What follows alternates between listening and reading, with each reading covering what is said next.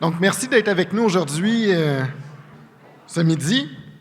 Merci à Manuvie, qui est le commanditaire principal des activités régionales de l'APFF. On a d'ailleurs représentante aujourd'hui de Manuvie. Notre conférencier aujourd'hui, Gérard Théus Trudel. Gérard est détenteur du titre de CPA et titulaire d'une maîtrise en droit, option fiscalité. Il travaille en tant que consultant auprès de firmes comptables et de sociétés à titre de CPA fiscaliste. Monsieur Théus Trudel est impliqué principalement dans des dossiers de sociétés privées, notamment en matière de conformité fiscale, de réorganisation d'entreprises privées, d'achat et de vente d'entreprises et de transfert d'entreprises intergénérationnelles. Il occupe le poste d'actionnaire fondateur au sein de son propre cabinet Fiscalité GTT Inc. On est aujourd'hui 40 participants en présentiel. Merci beaucoup d'être présents. On a 20 participants qui sont déjà inscrits à l'activité en ligne qui va être en ligne à partir du 29 octobre. Étant donné que l'événement est capté, on vous demanderait de poser vos questions seulement à la fin. Je vais revenir et puis on va répéter les questions là, pour nos éditeurs en ligne. Merci. Bonne conférence. Je vais vous faire un petit peu la genèse de la présentation. C'est ce que je prévoyais faire de toute manière. Ultimement, quand on s'est rencontrés au comité de la PFF à Laval, on s'est dit que ce serait bien d'avoir une présentation sur ce que je vais qualifier des éléments moins bien maîtrisés dans les dossiers que je vois. Donc, il y en a énormément, comme vous pouvez vous l'imaginer dans ma pratique. Je vois beaucoup d'éléments moins bien maîtrisés, donc c'était difficile un petit peu de cadrer puis de recentrer tout ça. J'ai réussi finalement à me dire, bon, mais principalement, il y a des problématiques dans le cadre du versement de dividendes dans un groupe de sociétés. Liées ou pas, ça, c'est une question qu'on peut se poser. Dans la gestion des pertes, puis dans les règles liées à l'association puis la DPE. Aujourd'hui, dans la présentation, on va vraiment se recentrer sur la gestion des dividendes, puis la gestion des pertes. Puis je vais même vous dire, on ne va pas aller nécessairement dans la gestion des pertes au moment où on génère la perte, mais quand une perte est déjà générée, est-ce que je peux l'utiliser ou pas? C'est des questions qu'on doit se poser. À qui s'adresse ce type de présentation? Mais moi, je prétends que c'est bon principalement aux conseillers, pas nécessairement quand vous faites des mémos de réorientation fiscale, mais quand vous êtes vraiment dans le conseil du tac au tac avec vos clients, d'avoir un meilleur cadre de réflexion, un meilleur cadre pour pouvoir répondre à leurs questions rapides. Puis dans un deuxième temps, quand on est impliqué dans des mandats qui vont très vite, puis ici, je pense à ceux qui sont soit impliqués dans la rédaction de la documentation juridique en fin d'année pour des dividendes, des trucs du genre. Donc, si vous êtes un conseiller plus un avocat, vous avez une plus-value des fois à faire « Oups, je pense qu'il y a quelque chose ici à réfléchir » ou encore quand vous révisez ou quand vous êtes impliqué dans des mandats de conformité fiscale. Souvent, les budgets sont trop petits pour qu'on puisse faire des analyses vraiment détaillées. Donc, c'est super ou encore plus important d'avoir un bon cadre d'analyse là, pour déterminer les risques. Comme je vous disais, j'ai divisé la présentation en deux grandes sections. Premièrement, on va analyser les dividendes dans un groupe de sociétés. Dans un deuxième temps, on va aller regarder les réflexes par rapport au transfert de pertes. Puis ici, c'est large comme sujet. Donc, comme je vous disais, j'ai spécifié sur les pertes sont déjà générées. Puis, c'est quoi les réflexes que je dois avoir pour déterminer si elles sont utilisables ou pas? Je vous le dis d'avance, je vous vends le punch d'avance. On va vraiment regarder l'article 69.11 qui n'est pas super bien connu. Et les règles d'affiliation, entre parenthèses, là, on va vraiment y passer rapidement parce qu'encore une fois, elles ne sont pas très, très, très bien connues. Puis, je vous dirais même que les règles d'affiliation sont importantes non seulement quand la perte est déjà générée, mais même au moment où est-ce que je génère ma perte. C'est une super question à se poser. On est là. Parfait. On a passé tout ça. Donc, commençons tout de suite. Dividendes dans un groupe de sociétés. J'ai mis lié ici, mais ce n'est pas là où la plupart des erreurs sont générées. Donc, je vous présente l'étape 1 de mon cadre d'analyse. Ça, c'est l'article que je pense que la plupart du monde connaissent. Puis la plupart du monde ne connaissent pas nécessairement le numéro, 112.1, mais c'est la déduction pour dividende. Normalement, un dividende n'est pas imposable. Tout le monde la maîtrise bien, cette notion-là, mais je vais quand même nuancer un petit peu. Ce qu'on voit souvent dans les dossiers comme incompréhension, c'est que le dividende est ajouté dans le revenu imposable puis ensuite déduit. Concrètement parlant, ce qui arrive, c'est que ça arrive souvent qu'on oublie d'ajouter le dividende quand c'est des dividendes réputés, par exemple, parce que normalement, les dividendes réputés, au comptable, on les traite comme du gain. Le gain est renversé, puis on n'ajoute pas le revenu. Donc, ça crée artificiellement des pertes. C'est le genre d'élément que je vois par rapport à 112.1. Sinon, le reste, je peux vous dire, c'est quand même bien maîtrisé. Là. Un dividende reçu par une société canadienne imposable génère normalement pas d'impôt. Donc, sans plus attendre, on va passer à l'étude de mon cas numéro 1, puis on va analyser 112.1 dans ce contexte-là. Ce que je vous présente, c'est une structure. Je ne vais pas l'appeler classique, mais qu'on voit quand même souvent dans nos dossiers. Donc, j'ai 2 actionnaires ultimes, on a Leona et Iowa, qui ne sont pas liés du tout. Leona et Iowa détiennent la société LL Architecture Incorporée. On va l'appeler LL, ça va être plus facile. Puis elle génère des flux de trésorerie excédentaires importants. Donc, il y a des profits importants. On veut mettre en place une structure de décaissement des profits, de purification de la société pour qu'elle puisse bénéficier de la règle générale anti-évitement ou encore pour qu'elle puisse faire des placements de manière plus indépendante. Donc, classique, on leur propose de constituer chacune une société de gestion, puis on leur dit, faites un gel successoral, échangez vos actions, puis la société de gestion va venir souscrire à, première twist, 1 % d'actions en dividendes discrétionnaires pour chacun. On prend pour hypothèse que c'est des catégories différentes. Puis, les actionnaires ultimes que j'appelle ici vont, elles, souscrire à 49 % d'actions votantes et participantes. On applique 112.1. Est-ce que donc, les dividendes qui sont versés par LL en faveur des sociétés de gestion, oui, devraient normalement donner droit à une déduction. Ça se fait automatiquement. Ce n'est pas un enjeu ici. On passe maintenant à l'impôt à la partie 4. Ça peut paraître anodin, mais je trouve que c'est des sujets qu'on voit vraiment souvent, mais mal maîtrisés. Donc, on va quand même s'attarder à quelques éléments. Quand les sociétés sont rattachées, l'impôt de la partie 4 est calculé en fonction du remboursement au titre de dividende que la société qui verse le dividende a reçu. J'apprends rien à personne, c'est normalement maîtrisé. Normalement, dans une société opérante, comme ici, on a Architecture LL, il n'y a pas nécessairement d'IMRTD qui sont générés, à moins qu'il y ait du gain en capital ou des revenus de placement, mais dans une structure type, ça arrive moins souvent. Dans un deuxième temps, quand il y a des sociétés qui sont autres que rattachées, c'est un impôt automatique remboursable, certes, mais automatique, de 38,1%. La problématique en pratique, quand la société n'est pas rattachée ou quand c'est une société autre que rattachée, ce qui arrive, c'est que l'objectif des structures de purification, c'est que l'actionnaire puisse réinvestir le plus possible, soit dans sa société, soit aller faire des placements. 38,1%, quand on lui coupe cet argent-là, ça l'ampute d'un effet de levier quand même important. Donc, retournons sur le sens de rattacher à 186.4. Normalement, il y a 2 options, A ou B. On va aller sur l'option A. On est rattaché quand la société payante est contrôlée par la société qui reçoit le dividende, puis il y a un élargissement de la définition de contrôle. Pour l'application de l'impôt à la partie 4, une société est contrôlée par une autre si plus de 50% des actions comportant plein droit de vote appartiennent à la société qui reçoit le dividende. Petite nuance ici, si vous voulez savoir, l'ARC a une interprétation technique qui dit que ce n'est pas nécessairement 50% du droit de vote en tant que tel, mais 50% des actions comportant plein droit de vote. Donc, on peut jouer ici avec des actions multivotantes pour ceux qui sont plus en réorg fiscal. Mais pour quelqu'un qui serait plus dans le conseil rapide, le réflexe, normalement, est bon. Le réflexe que je vois ici qui est plus accroché, c'est souvent, on applique l'élargissement de 186.2 à l'option B. Donc là, je m'explique. L'élargissement fait en sorte que pour les fins du contrôle, il faut que je regarde les actions détenues par toutes les personnes liées dans le groupe. Ça s'applique seulement si je me qualifie à l'option A pour être attaché. C'est soit l'option du contrôle. Si par contre, je veux aller à l'option B, qui est la société qui reçoit le dividende détient plus que 10% des votes et valeurs, bien à ce moment-là, l'élargissement à 186.2 ne s'applique pas. Ce qui arrive souvent en pratique, comme dans l'organigramme que je vous ai présenté, mais les sociétés de gestion ici, si je regarde, je vais isoler les groupes. Là. Donc, on a Leona qui détient Gestion Lona, qui, elle, détient 1% d'actions ordinaires à dividende discrétionnaire, mais elle ne détient pas d'actions directement qui détiennent plus que 10% des votes et valeurs. Problème. Est-ce que Gestion Lona et les personnes qui lui sont liées ici, on a Leona, contrôlent la société LL Architecture? La réponse, non. Donc, l'impôt de la partie 4 s'applique. Pour ceux qui sont plus expérimentés, ça ne devrait vous causer aucune surprise, mais étrangement, on le voit souvent dans les dossiers que c'est un concept qui est mal compris. Comme je vous disais, souvent, ce qui crée la confusion, c'est l'élargissement à 186.2 qu'on applique à toutes les sauces. Donc, comment est-ce qu'on irait corriger une structure, si on veut?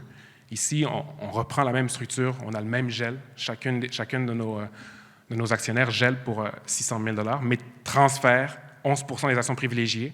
Puis, en termes de souscription, on a des souscriptions des 2 sociétés de gestion.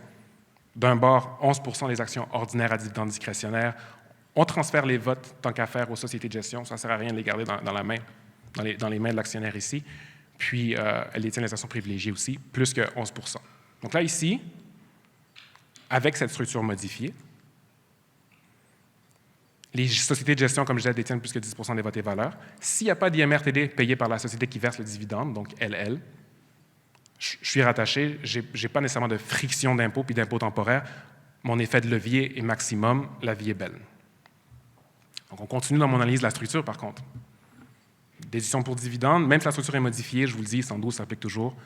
On vient de corriger la structure pour que 186 pour être rattaché. Donc, dorénavant, je n'ai plus d'enjeu de l'impôt de la partie 4, mais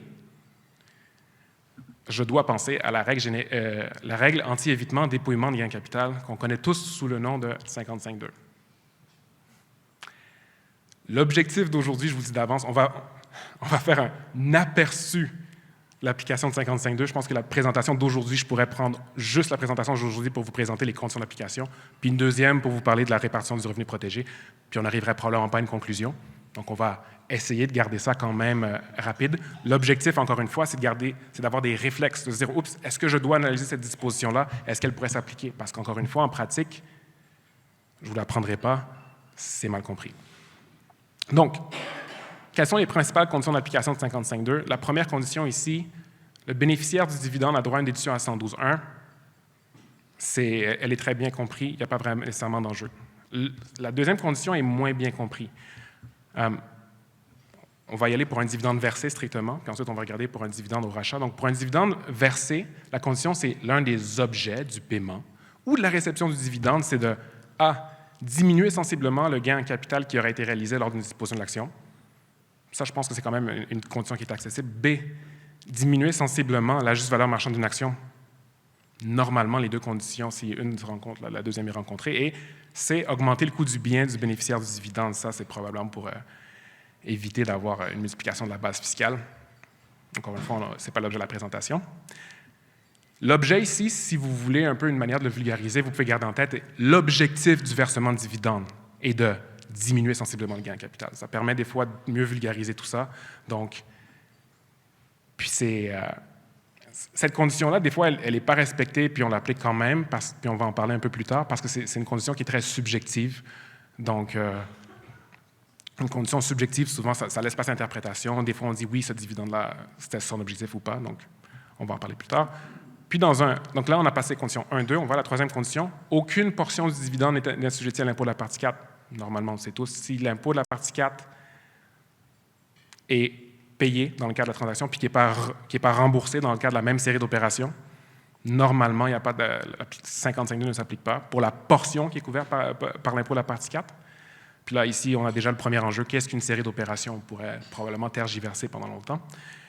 Puis finalement, la dernière condition, le dividende est supérieur au revenu protégé qui contribue raisonnablement au gain en capital. Si vous êtes curieux par rapport à qu'est-ce qu'un revenu protégé qui contribue raisonnablement au gain en capital, l'ARC a publié récemment un texte au CTF en anglais en novembre 2023 sur sa version de l'interprétation de tout ça.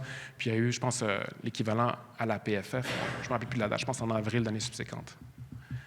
À voir. Mais si cette condition-là vous embête particulièrement, allez lire ces textes-là. Ils sont très indicatifs quant à la position de l'ARC. Je ne sais pas si les cours auront la même position, mais c'est à voir. Dans un deuxième temps, on va aller aux conditions applicables dans le cas d'un dividende au rachat. Bon. Les mêmes conditions essentiellement sont applicables, sauf qu'il y a une nuance, c'est que le résultat du paiement ou de la réception du dividende est de diminuer sensiblement le gain en capital qui aurait été réalisé. Je vous dirais que ce test-là est moins subjectif, donc on ne parle pas d'objectif, mais on parle d'un test de résultat. C'est plus facile normalement à entrer, mais on a un bonus, on a une exception. Lorsqu'il y a un rachat, puis aucune personne non liée est impliquée dans la transaction. Je vous ai mis également, faites attention, il y a eu une modification, je pense il y a 2-3 ans, que si jamais la société se qualifie d'APE, dorénavant, frères et sœurs sont... OK. Normalement, frères et sœurs ne sont pas liés pour des fins de ce test-là, mais si la société se qualifie d'APE, à ce moment-là, ils peuvent être considérés comme liés. Donc, c'est une condition qui est souvent oubliée lors de l'analyse, c'est ce que je constate en pratique. Donc, les conséquences de l'application de 55.2, je vais passer rapidement dessus. Celles-là, on les connaît. Le dividende, normalement, est recaractérisé en gain en capital pour celui qui est dans le cadre d'un dividende versé, puis il augmente le produit de disposition dans le cadre d'un rachat d'actions. Donc, refaisons l'analyse ici, ou analysons le cas en fonction de 55.2. Le même cas que je vous ai présenté tantôt, donc on parle du gel, on a modifié la structure pour avoir 10 de vote et valeur dans chacune des sociétés de gestion. C'est bon, on n'applique pas nécessairement l'impôt de la partie 4. ou elle s'applique, mais il n'y a pas nécessairement d'impôt supplémentaire à payer. Par contre, ce qu'on vous dit, où on rajoute les frais supplémentaires, le 31 mars 2024, LL déclare un dividende de 600 000 à chacune des sociétés de gestion. OK. Le gel a été fait le 1er janvier 2024. OK. Entre le 1er janvier et le 31 mars, les revenus générés par LL sont seulement de 10 000 $. Puis, par contre, on vous donne comme fait également les BNR de LL au moment du versement de dividendes sont 1,2 million de $. Donc, la société a amplement de BNR, supposément, pour verser le dividende. On vous donne dans les faits également, il n'y a aucun solde IMRTD, IMRTD déterminé ou non déterminé pour LL. Faisons l'analyse de l'application de 55.2. Est-ce que 112 s'applique aux dividendes reçus par les sociétés de gestion? La réponse, c'est oui. Est-ce que l'un des objets du paiement ou de la réception de dividendes est de diminuer sensiblement le gain en capital qui aurait été réalisé? C'est là où l'objectif devient une question pertinente. Le résultat, je pense que tout le monde ici pourrait être d'accord, il y a vraiment un résultat de diminuer du gain en capital qui aurait été réalisé. Parfait. Est-ce que c'était l'objectif? On pourrait commencer à tergiverser, mais si jamais vous voulez aller vers cette défense-là, en cas de vérification des autorités fiscales, je vous dirais, levez-vous de bonne heure. Il est difficile à respecter en pratique, puis on va prendre pour hypothèse qu'au fin de notre cas, il est respecté. On vous dit également qu'aucune portion du dividende n'est assujettie à l'impôt de la partie 4. On l'a vu tantôt, il n'y a pas d'IMRTD dans la société qui verse le dividende, les sociétés qui le reçoivent sont rattachées, donc non, je n'ai pas d'impôt de la partie 4 applicable. Et finalement, on vous dit, le dividende est supérieur aux revenus protégés qui contribuent raisonnablement au gain en capital. OK. On a vu au gain en capital sur les actions, j'aurais dû le préciser ici, mais au gain en capital sur les actions. On a vu ici qu'on verse 600 000 à chacune des sociétés de gestion. Le gel vient de se produire. En pratique, la plupart des conseillers associent souvent le revenu protégé au BNR. Puis là, c'est un des enjeux qu'on constate quand même régulièrement. Oui, c'est vrai qu'il y a 1,2 million de $. La société peut techniquement verser 1,2 million de $, mais il ne contribue certainement pas au gain en capital sur les actions ordinaires. Au mieux, on aurait ici 10 000 $ sur les actions ordinaires à dividende discrétionnaire. On pourrait même se poser la question plus loin, est-ce qu'une action ordinaire à dividende discrétionnaire peut se faire attribuer 100 % du revenu protégé ou pas? Selon ce que j'ai lu du texte de Marc Tontat qui en doute, il y a des interprétations techniques qui vont dans l'opposé. Je vous laisse le lire le soir avant de vous endormir. Donc, la conclusion ici, a priori, j'ai la prétention de dire qu'a priori, 55.2 va s'appliquer et une partie du dividende va être recaractérisée en gain capital. Pour beaucoup d'entre vous, je présume que ça paraît évident. En pratique, on le voit. Mais c'est parce que ce n'est pas nécessairement un fiscaliste qui recommande le versement du dividende, c'est souvent le fiscaliste met en place la structure. 6 mois après, on voit que le comptable a conseillé au client, tu devrais verser des dividendes, décaisser l'argent de la société au complet pour pouvoir te protéger ou protéger des créanciers. Puis là, on se dit, oups, c'est peut-être pas la bonne décision. Donc, à faire attention. Normalement, quand il y a des dividendes, je vous recommanderais de toujours impliquer un fiscaliste ou au moins faire vos tests correctement. Finalement, la règle que je vais parler, c'est la dernière. Celle-là, vous allez probablement me dire, Gérard, ça ne s'applique jamais.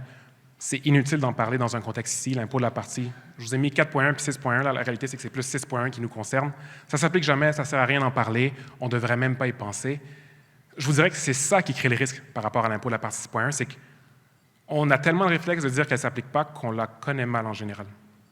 Donc, on se dit qu'il y a une exemption, c'est sûr et certain, sans nécessairement aller identifier laquelle.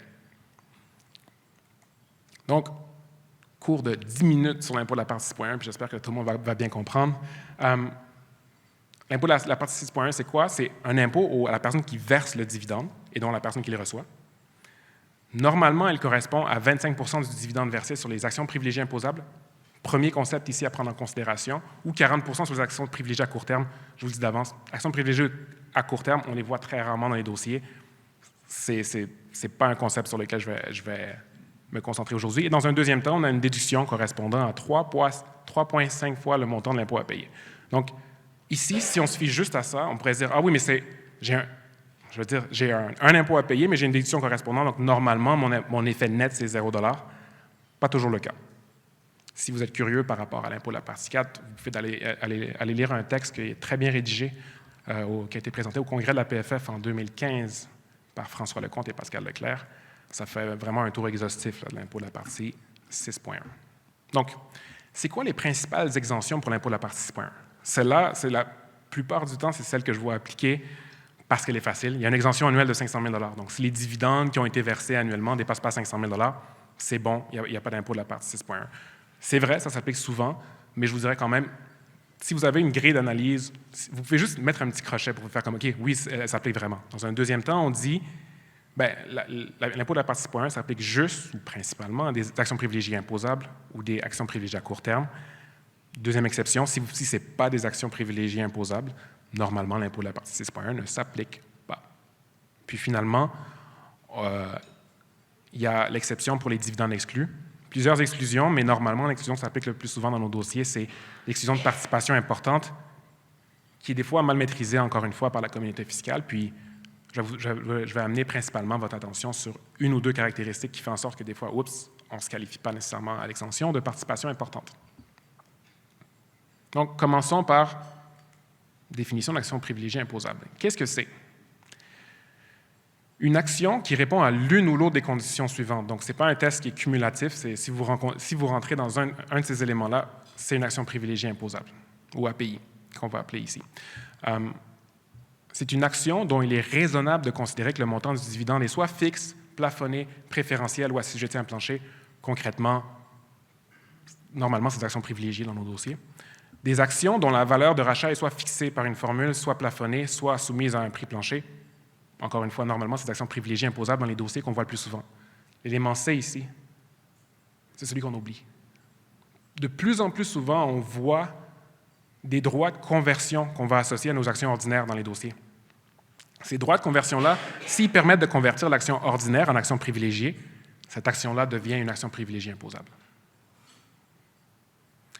On le voit, puis petite parenthèse, on voit les droits de conversion surtout parce que quand on fait un échange à 85, s'il y a deux catégories d'actions qui ont les mêmes droits, mais normalement, il n'y a pas de disposition, puis il y a une position de l'ARC qui dit qu'on ne peut pas faire un roulement à 85. Donc, les droits de conversion sont souvent mis pour pouvoir faire ces échanges-là. Ça cause problème normalement dans les dossiers pour les fins de l'impôt de la partie 6.1 parce qu'on se retrouve maintenant avec des actions privilégiées imposables dans nos dossiers. Actions privilégiées à court terme, ça s'applique moins souvent. On va passer la définition rapidement. C'est action dont la société émettrice a l'obligation de racheter l'acquéreur ou réduire le CV des actions concernées à tout moment dans les 5 années suivant leur émission ou des actions convertibles ou échangeables qui ont ces mêmes caractéristiques-là. Normalement, on le voit dans les dossiers quand il y a des fonds qui arrivent dans le groupe de sociétés. Ça peut arriver. Donc, si vous avez un dossier comme ça en tête, juste ayez un petit réflexe de voir, oups, est-ce que ces actions-là se qualifient de APCT? Donc là, l'exemption annuelle de 500 000 $, pas besoin de la détailler normalement. On vient de voir qu'est-ce que c'est qu'une action privilégiée imposable. On va finalement aller voir qu'est-ce que c'est qu'un dividende exclu et plus particulièrement, qu'est-ce que c'est qu'une participation importante. Donc, on sait que l'impôt de la partie 1 ne s'applique pas si on a une participation importante. C'est quoi ça? Bon. Lorsque la société émettrice est une société canadienne imposable, jusque-là, la plupart de nos dossiers en PME, on le rencontre, elle est liée à la société qui reçoit le dividende, autrement qu'en vertu d'un droit de 251.1. Si on repense à notre structure du départ, les deux actionnaires n'étaient pas liés. Donc, les sociétés de gestion, normalement, dans un cadre où on se retrouve dans un groupe que les deux actionnaires ne sont pas liés, souvent, il n'y a pas nécessairement de lien de dépendance, ou ils ne sont pas liés plutôt, si je peux me le permettre. Puis finalement, ça, c'est option 1, si on est lié. Option 2, si l'actionnaire, donc on regarde l'actionnaire de manière indépendante, possède au moment du versement de dividendes des actions qui lui confèrent au moins 25 % des actions avec droit de vote et 25 % de la JVM de toutes les actions émises. Là, c'est une condition cumulative. Donc, il faut, oui, qu'il y ait 25 % de vote et valeur de toutes les actions, mais ensuite, on va regarder, est-ce que j'ai soit 25 % de la JVM des actions qui ne sont pas des API? Donc, c'est un test qui se fait juste sur les API, ou encore on dit 25 % de chacune des catégories d'actions émises par la société. Dans nos structures, normalement, la condition B est rarement rencontrée parce qu'on va avoir des actions privilégiées pour chacun des actionnaires ou ce genre d'éléments-là. Donc, on dit, pour les fins de cette analyse, un actionnaire est réputé propriétaire à un moment donné de toutes les actions détenues par une personne liée. Donc, c'est souvent rencontré, mais un des éléments que je constate beaucoup dans les dossiers, c'est quand on donne les droits de vote à une fiducie. Vous prenez, c'est pas dans les diapositives, là, mais prenez pour hypothèse une fiducie qui détiendrait les actions votantes d'une société.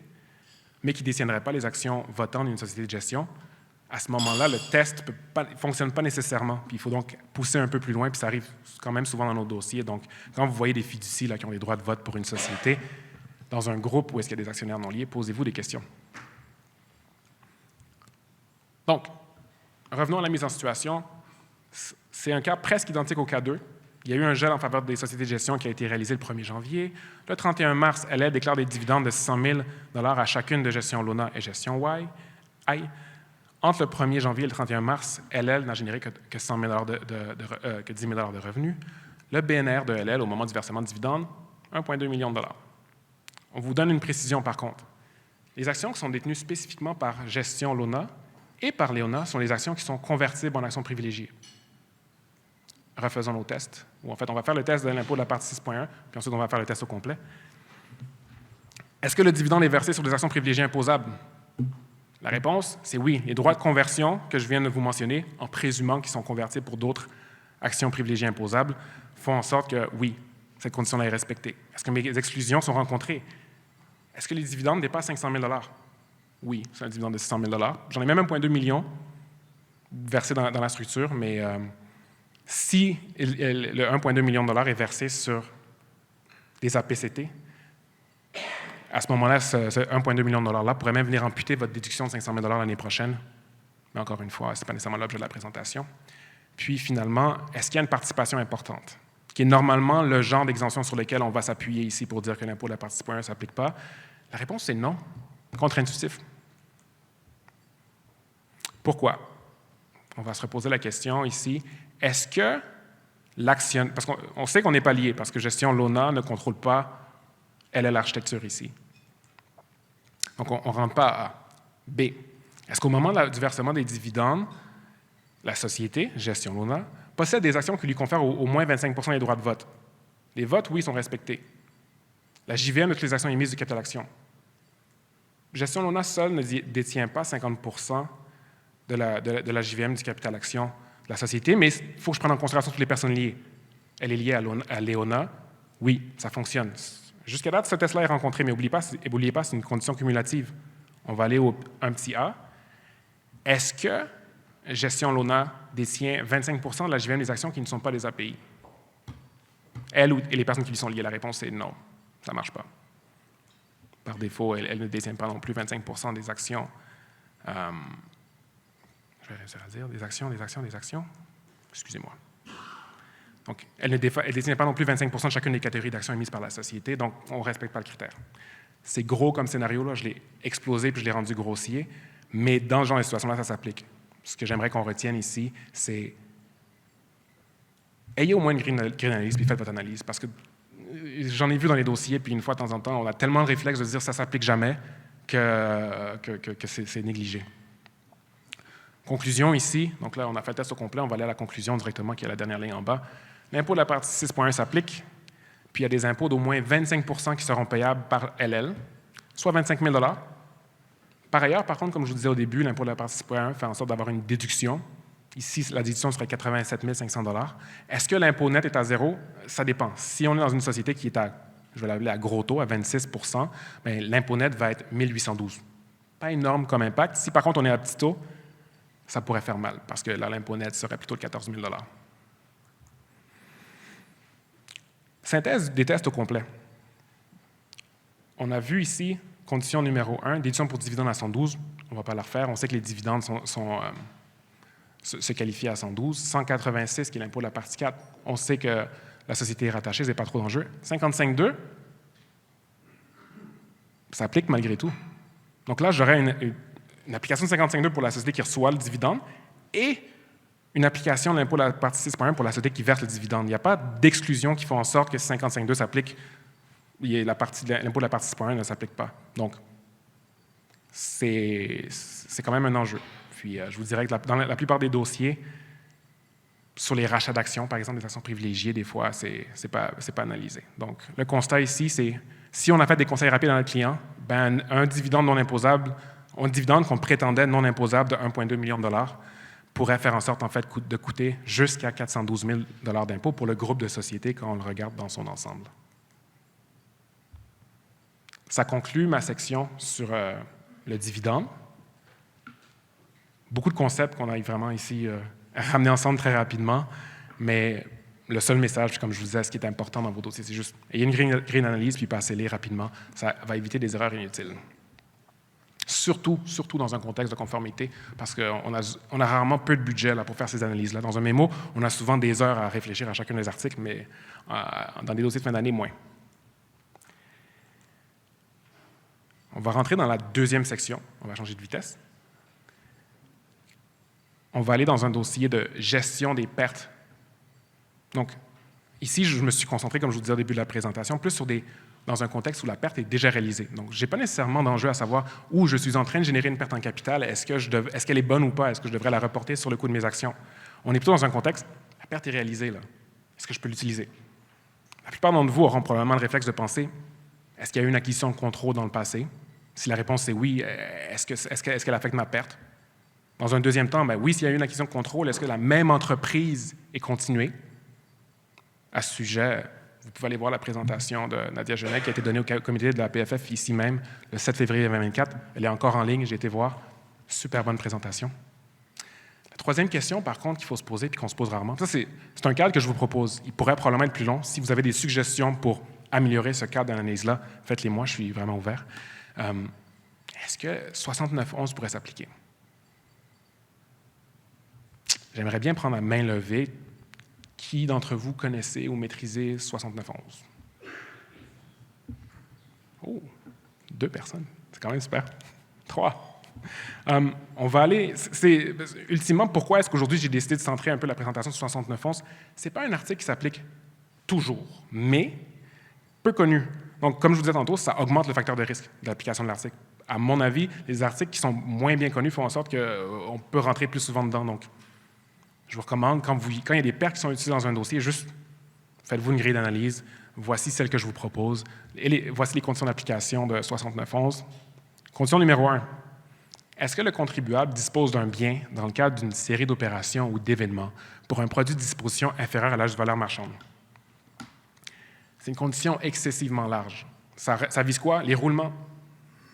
85, si on fait un roulement à ce moment-là, est-ce qu'on dispose normalement, à moins qu'on mette la somme convenue correspondant à la juste valeur marchande, si la somme convenue est en bas de la juste valeur marchande, on rencontre la condition. Attribution d'une fiducie. Normalement, attribution d'une fiducie se fait sous base de roulement. Fusion. Normalement, les fusions se font sous base de roulement, liquidation, lorsqu'on se qualifie, là, évidemment. Première condition est souvent très rencontrée très souvent. Puis dans un deuxième temps, est-ce qu'on considère que l'un des principaux objets, on retourne avec le test d'objet, de la série d'opérations consiste à profiter d'une déduction, je l'ai vulgarisé, dans le calcul du revenu, ou d'un solde de perte, ou d'un solde de dépenses non déductible offerte à une personne relativement à une disposition ultérieure. Comment est-ce que je traduirais cette condition-là? Est-ce que l'objectif du roulement sous la juste valeur marchande, c'est d'utiliser une déduction pour la personne qui le reçoit? Donc, on va le voir dans les exemples que j'ai faits, mais normalement, il faudrait même l'analyser parce que si fiducie roule des actions, on va dire, à un de ses bénéficiaires, puis ensuite le bénéficiaire vend les actions et bénéficie d'un solde de déduction pour gain de capital, est-ce qu'il devrait s'appliquer? Je vous dis tout de suite, la réponse est non, ils sont affiliés par les dispositions, mais c'est normalement une question qu'on devrait se poser. Là.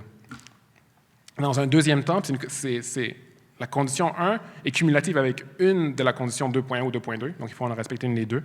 2.2, on la voit souvent moins dans nos dossiers, là, parce que c'est une condition qui dit s'il est raisonnable de considérer que l'un des principaux objets de la série consiste à profiter d'une exemption d'impôt offerte au cessionnaire.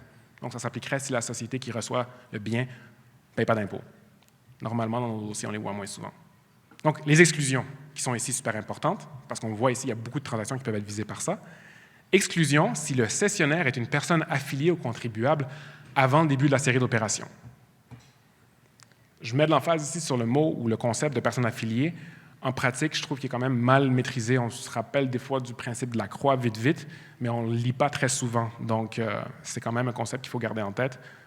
De manière générale, dès qu'on pense à l'utilisation d'une perte, mais même si la perte, on l'a considérée comme bonne dans le passé.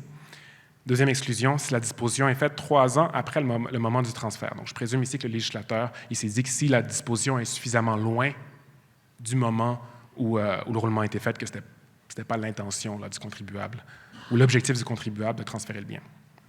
C'est quoi concrètement l'effet du paragraphe 69.11?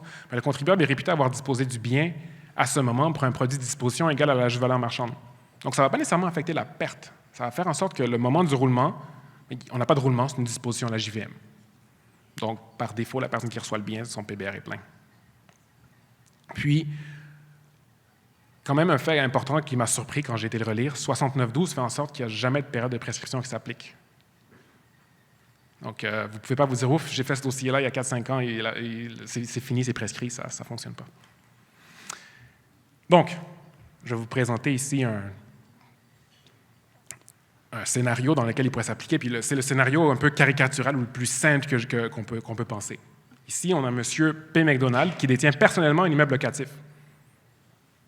C'est loin dans le nord au Québec, ce n'est plus les valeurs d'aujourd'hui. La JVM de l'immeuble est à 100 000 puis son PBR est à 60 000 L'immeuble est utilisé à des fins locatives, donc des fins commerciales. Sa fille est l'unique actionnaire de gestion AY qui a accumulé des soldes de perte au capital de 90 000 nos fameuses sociétés de gestion qui souvent n'ont pas de revenus puis plein d'honoraires à assumer, ça crée des pertes au capital. Donc on dit, M. McDonald veut vendre sa propriété dans 2 ans. C'est arrangé avec le gars des vœux ici parce que je ne voulais pas qu'on tombe dans les règles de revente précipitée.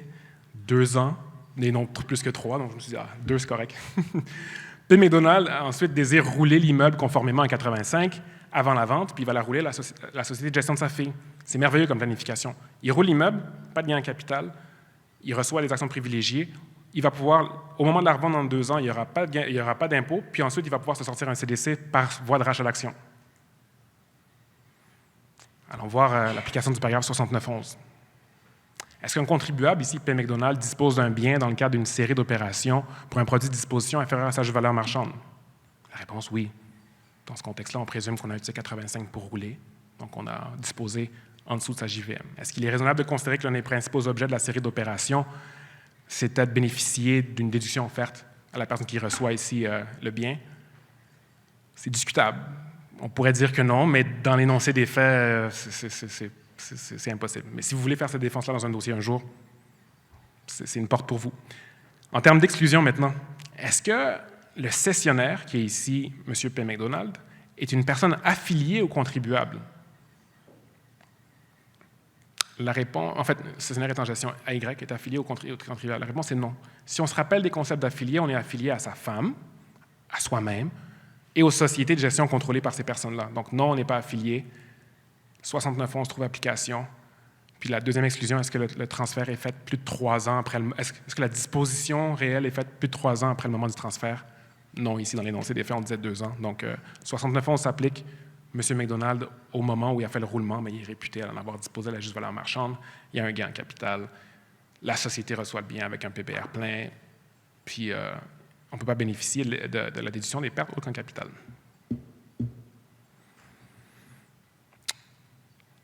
Donc, pensez-y, la notion de personne affiliée est quand même super importante à analyser là, quand on utilise des pertes dans ce genre de scénario-là.